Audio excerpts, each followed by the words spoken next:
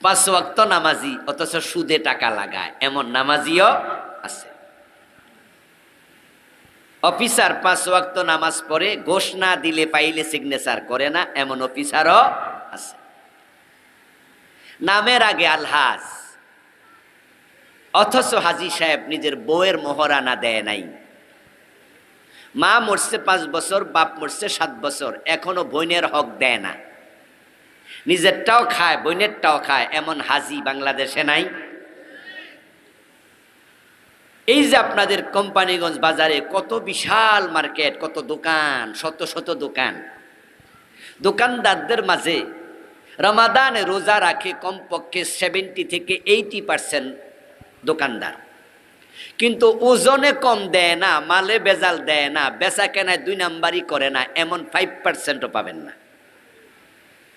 বরং 100 জন দোকানদারের মাঝে 95 জন 2 নাম্বার, ওজনে কম দিচ্ছে, না হয় মাঝে বেজাল দিচ্ছে, আপনাকে ঠকানোর জন্য ধান্দা করছে। এবং মিথ্যা কথা বলে না এমন ব্যবসায়ী শতকরা 2% পাওয়া যাবে না। আমাদের দেশে এত ভেজাল মাল, পৃথিবীর কোনো দেশে এত ভেজাল মাল হয় না। মালে 2 নাম্বার হয় না এমন মাল আমাদের দেশে খুব কম। যে যেই সেক্টরে কাজ করে সে তার নিজের সেক্টরে 2 নাম্বারই করছে। অবাক হয়ে যাবেন যে হুবহু নকল করে, হুবহু বিআরবি, তার বিআরবি কেবল বাংলাদেশের সেরা ব্র্যান্ড। আপনি তাদের তার কিনতে যাবেন, বাংলাদেশের এই জাতীয় ইলেকট্রনিক্স মাল, ইলেকট্রিসিটি, ইলেকট্রিকেট মালামাল সবচেয়ে বেশি বিক্রি করে নবাবপুর, গুলিস্তানের সাথে যেটা। ওই নবাবপুরে যাওয়ার পর আপনি বিআরবি কেবল যদি আপনি ঠিকঠাক জায়গায় কিনতে না পারেন, তাহলে 2 নাম্বারে ভরা। অবাক হয়ে যাবেন যে 1 নাম্বার 2 নাম্বার পাশাপাশি রাখলে আপনি বুঝতে পারবেন না কোনটা 1 নাম্বার কোনটা 2 নাম্বার। প্রতিটা কাজে, প্রতিটা জায়গায় এই 2 নাম্বারই যারা করে তাদের মাঝে সবাই কি হিন্দু?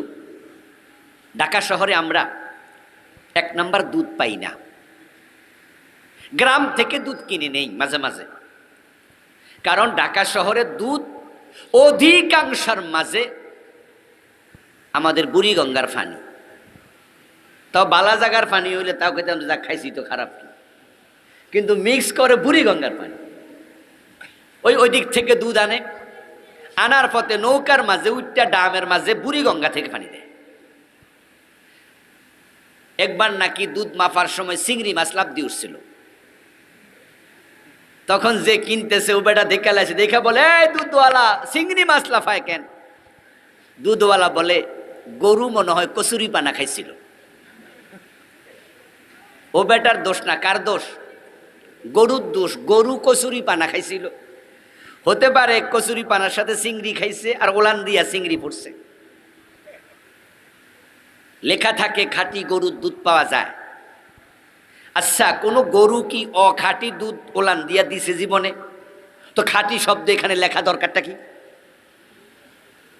কোম্পানিগঞ্জ বাজার যাবেন মধু কিনতে, দেখবেন দোকানে লেখা আছে খাঁটি মধু পাওয়া যায়। আচ্ছা, কোনো মৌমাছি কোনোদিন কি মৌচাকে 2 নাম্বার মধু আনছে? তো খাঁটি লেখা দরকার কি? এর মানে আমরা মানুষ, আমরা কোনো জিনিসকে আসল রাখছি না, সব ভেজাল দিয়ে ভরপুর করছি। অথচ আবার নাম কি? আব্দুল্লাহ, আব্দুর রহমান। জিজ্ঞাসা করবেন 2 নাম্বার দুধ বেচুন না লোকটাকে, আপনি কি নামাজ পড়েন? বলে হুজুর 5 ওয়াক্ত ফজরও কামাই করি না। আরে নামাজি কিভাবে ওজনে কম দেয়? নামাজি কিভাবে মালে বেজাল দেয়? নামাজি কেমনে সুদ খায়? নামাজি কেমনে ঘুষ খায়? ব্যাপারটা হলো সে মনে করছে নামাজ ইবাদত, রোজা ইবাদত। দোস্ত আসলে শুনুন, নামাজ ইবাদত, রোজা ইবাদত এভাবে বলার সুযোগ নাই। এগুলো ইবাদতের অংশ মাত্র। যেমন হাতের নাম মানুষ না, পায়ের নামও মানুষ না। কল্লা কাইটা আলাদা করে দেন, এটার নাম মানুষ না, এটার নাম কল্লা, এটার নাম হাত, এটার নাম পা। কলিজা আলাদা করেন, এটার নাম কলিজা। এক একটার এক এক নাম। তাহলে মানুষ কোনটা? উত্তর হলো সবগুলো একসাথে জড়ো হয় যখন, তখন তার নাম হয় মানুষ। এখন বাংলাদেশের লোকেরা বুঝছে নামাজ কালাম পড়লে ইবাদত হয়ে যায়, এই জন্য সে 5 ওয়াক্ত নামাজ পড়ে আবার আকামও করে। আচ্ছা, নামাজের নাম যদি ইবাদত হতো, সূর্য ওঠার সময় নামাজ পড়লে সওয়াব হয় না গুনাহ হয়?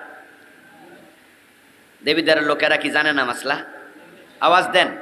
সূর্য ওঠার সময় নামাজ পড়া জায়েজ না হারাম? তো হারাম কাজ করলে সওয়াব হয় না গুনাহ হয়? তো জবাব দেন না সহজ সহজ করে। সূর্য ওঠার সময় নামাজ পড়লে সওয়াব হয় না গুনাহ হয়? তো নামাজ না ইবাদত, গুনাহ হবে কেন? জবাব দেন। ঈদের দিন রোজা রাখলে সওয়াব হয় না গুনাহ হয়?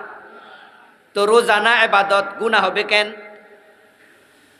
আসলে ব্যাপারটা হলো, যখন আল্লাহ নামাজ পড়তে বলছে তখন পড়া ইবাদত, যখন পড়তে মানা করছে তখন না পড়া ইবাদত। রোজা রাখতে যখন বলেছেন আল্লাহ তখন রাখা ইবাদত। যখন রমাদানের চাঁদ উঠে গেল, এখন নবীজি বলছেন তাসুমু হাযিহিল আইয়াম ফাইন্নাহা আইয়ামু আকলিন ওয়া শারবিন ওয়া বিআল। তোমরা রোজা রাখো তামাম বছর, কিন্তু 5 দিন রোজা রাখা যাবে না। কয়দিন রোজা রাখা যাবে না? আমার ছাত্র ভাইয়েরা কথা বলো, কয়দিন রোজা রাখা যাবে না? কয়দিন? তার মাঝে হচ্ছে ঈদুল ফিতর একদিন, ঈদুল ফিতর রোজার ঈদের দিন, আর বাকি থাকলো কয়দিন? ওই 4 দিন কখন? ঈদুল আদহা একদিন। তাহলে কয়দিন হলো? 2 দিন। ঈদুল আদহার পরে 3 দিন। তাহলে 10 তারিখ, 11 তারিখ, 12 তারিখ, 13 তারিখ। ঈদুল আদহার সাথে হলো 4 দিন, আর ঈদুল ফিতরের 1 দিন। সবাই বলেন এবার মোট কয়দিন? এই 5 দিন রোজা রাখা জায়েজ না হারাম? রাখলে সওয়াব হবে না গুনাহ হবে? এবার বলুন তো, ঈদুল ফিতরের আগের দিন রোজা ভাঙ্গা যাবে? ওটা তো রমাদান মাস, তখন ভাঙলে হবে গুনাহ। আর ঈদের দিন রোজা রাখলে হবে গুনাহ। তাহলে কি নামাজ রোজা ইবাদত না আল্লাহর হুকুম ইবাদত? আবার বলেন, নামাজ রোজা ইবাদত না আল্লাহর হুকুম ইবাদত?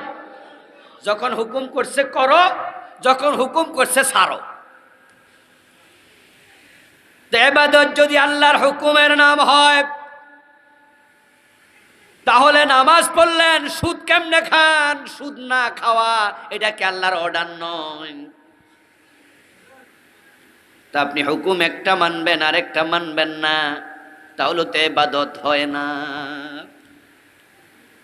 ইবাদত শব্দের অর্থ দাসত্ব, আনুগত্য, গোলামি, চাকুরি।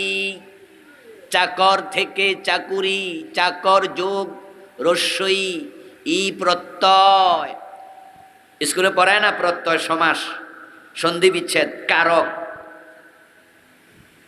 ই যোগ হয়েছে, চাকর যোগ রস্যই সমান সমান চাকুরি। চাকর থেকে, এই চাকরকে বলা হয় আব্দ, চাকুরিকে বলে ইবাদত, গোলামকে বলে আব্দ, গোলামিকে বলে ইবাদত। চাকরি দিয়ে বুঝাইলে সহজ হয়, যেহেতু পৃথিবীতে এখন গোলামির সিস্টেম নাই। এক সময় ছিল, ছিল না এক সময়? হযরত বেলাল কি ছিলেন? কথা বলে না ভাইরা, কি ছিলেন? গোলাম, দাস, দাস গোলাম ছিলেন।